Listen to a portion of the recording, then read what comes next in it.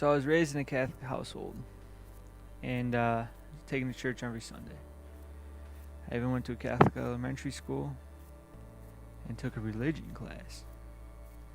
Religion class consisted of the Catholic traditions of what to do in church and ceremonies involving church.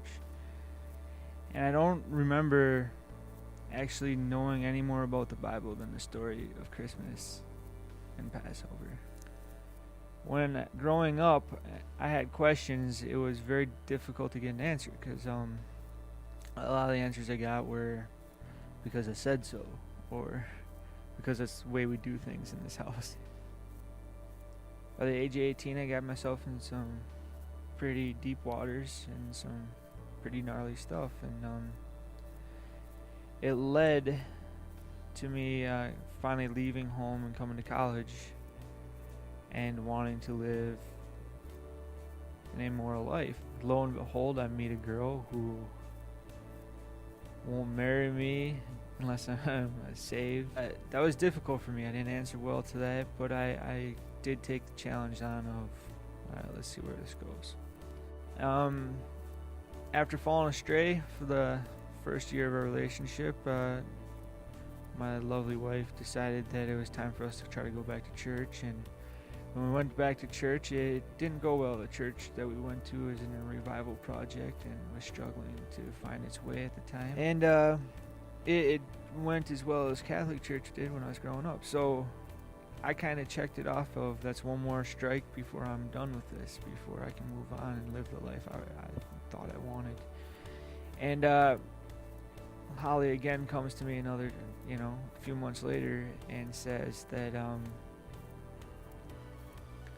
she wants to attend this Bible study. So we go to this church, and I'm really nervous. I'm looking for a reason to not be there, and we finally go in, and this crazy guy comes running out of the back room, and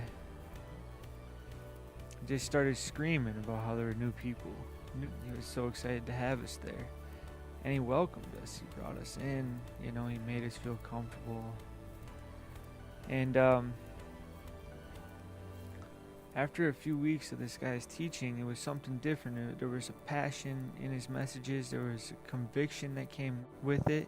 And it stirred up a lot of questions that I had, in my teachings of being a Catholic growing up. And I finally went up to this guy and said, I want to have a conversation with you. And that it's not going to be an easy one. So without a Bible, without anything in his hand, he sat down at a table and let me ask whatever question I wanted, and he sat there and answered it. And after an hour and a half of me trying to poke holes in every answer he gave me, I ran out of holes to poke.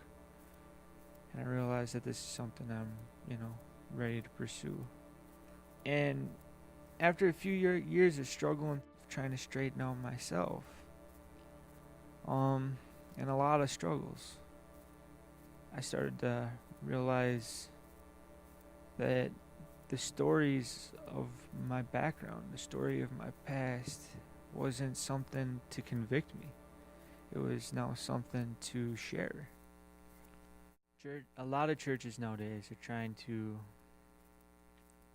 get into this mode of how do we reach younger kids, or how do we reach out to the 21st century kids.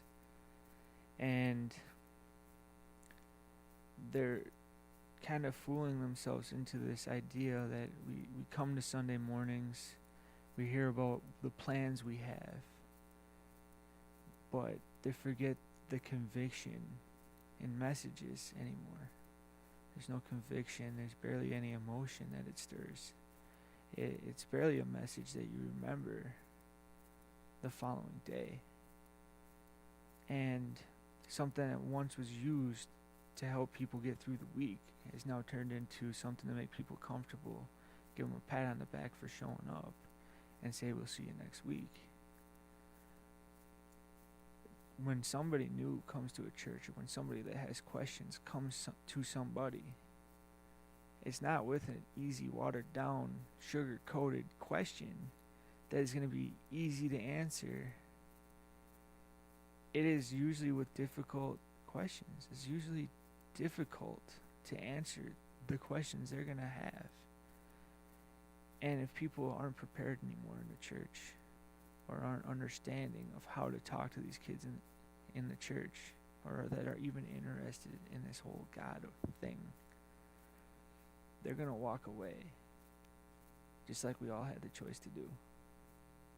And most of them will decide not to come back. It's the way the world is. It's the way the world's taught.